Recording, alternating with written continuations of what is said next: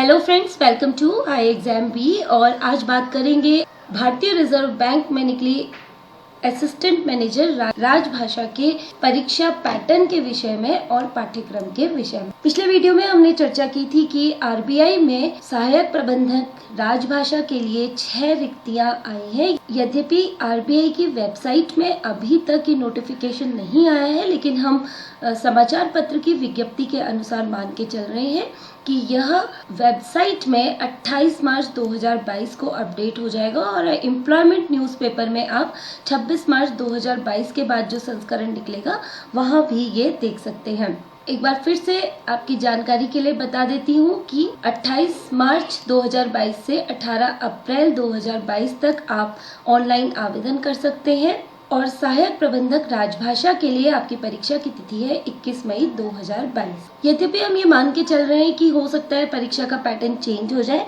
लेकिन अभी भी पिछले वर्ष का पैटर्न हम देखें तो पिछले वर्ष के पैटर्न जिस प्रकार से फॉलो किया गया था उसमें रीजनिंग का पेपर ऑब्जेक्टिव टाइप 35 क्वेश्चन थे जो कि 35 अंकों के थे। इंग्लिश लैंग्वेज के प्रश्न भी 35 थे जो 35 अंकों के थे। साथ ही सामान्य ज्ञान के प्रश्न भी 35 अंकों के थे और प्रोफेशनल नॉलेज या फिर ऑफिशियल लैंग्वेज या राजभाषा के जो प्रश्न थे वो 45 थे। तो कुल मिलाकर 150 अंकों का ऑब्जेक्टिव टाइप पेपर हुआ था और उसी के साथ ही डिस्क्रिप्टिव पेपर अर्थात व्याख्यात्मक पेपर जो राजभाषा का हुआ था वह था 50 अंकों का। तो कुल मिलाकर के 200 अंकों का प्रश्न पत्र आया था और एग्जाम का जो पैटर्न था, पहला पेपर ऑब्जेक्टिव और दूसरा पेपर सब्जेक्टिव अर्थात डिस्क्रिप्टिव भी आप इसे कह सकते हैं।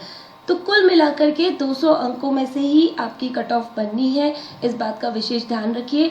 थोड़ा सा देख लेते हैं कि किस प्रकार के प्रश्न पूछे जाते हैं। इंग्लिश लैंग्वेज की यदि बात करें तो error spotting, column based fillers and sentence connectors, paragraph completion होता है, सेंटेंस रीअरेंजमेंट के प्रश्न होते हैं, साथ ही फिल इन द ब्लैंक्स कराते हैं, डायरेक्ट इनडायरेक्ट स्पीच, इडियम्स और फ्रेजेस, ये सब अंग्रेजी भाषा के प्रश्न पत्र में पूछा जाता है। रीजनिंग की यदि बात करें तो रीजनिंग में पजल्स पूछी जाती हैं, सिटिंग अरेंजमेंट पूछा जाता है, direction sense, blood relations, coding, decoding, machine input output, number system and convergence और लॉजिकल रीजनिंग के प्रश्न पूछे जाते हैं। और जनरल अवेयरनेस की यदि बात करें तो जनरल अवेयरनेस में या सामान्य ज्ञान में करंट अफेयर्स तो होते ही हैं, अर्थात समसामयिक विषयों पर प्रश्न होते ही हैं।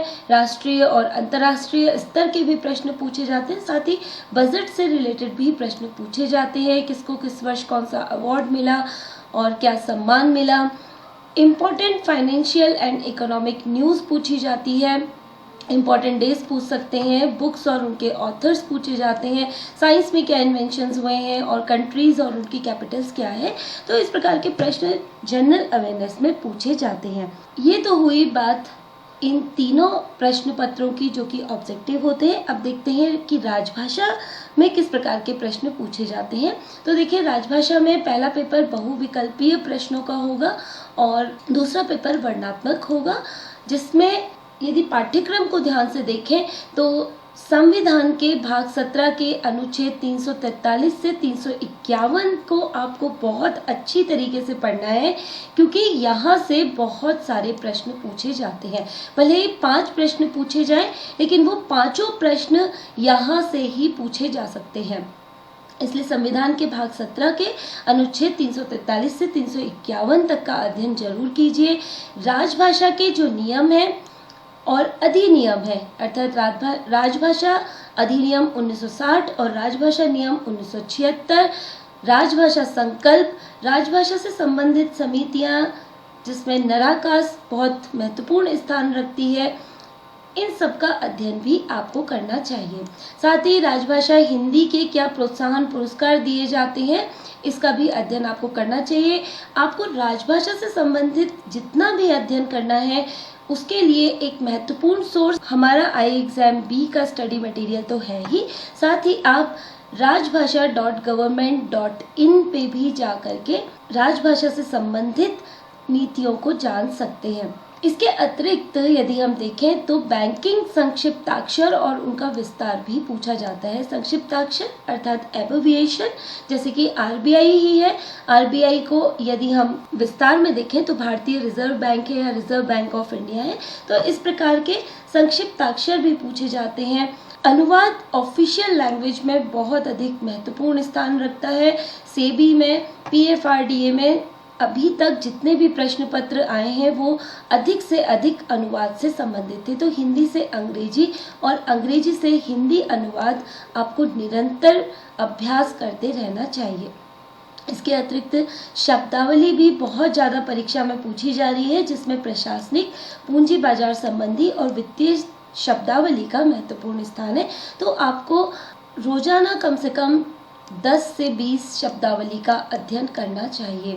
इसके अतिरिक्त व्याख्यात्मक पेपर में भी वित्तीय और आर्थिक शब्दों पर टिप्पणियां पूछी जाती हैं या संक्षिप्त लेख आपसे लिखाए जाते हैं। तो इसकी भी आपको विशेष रूप से तैयारी करनी चाहिए। और यदि आप शब्दावली को देखना चाहते हैं कि शब्दावली कहाँ से आप पढ़ सकते हैं, तो यहाँ पे मैंने एक लिंक दिया है जो कि आरबीआई की साइट पर उपलब्ध है। आप इस लिंक पर जाकर देख सकते हैं। यहाँ पर आपको बैंकिंग शब्दावली बहुत आसानी से उपलब्ध हो जाती है। तो इस प्रकार से आपको राजभाषा का पाठ्यक्रम बहुविकल्पीय और वर्णनात्मक प्रश्न पत्र के आधार पर तैयार करना चाहिए।